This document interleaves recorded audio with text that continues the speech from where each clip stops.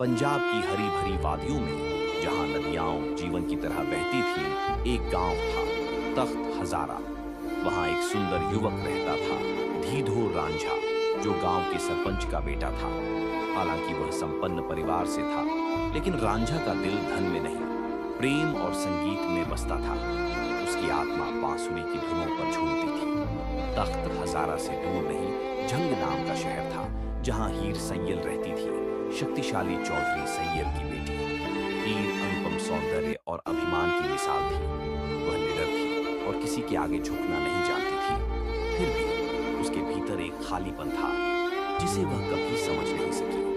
एक दिन अपने भाइयों से निराश होकर रांझा गांव छोड़ देता है।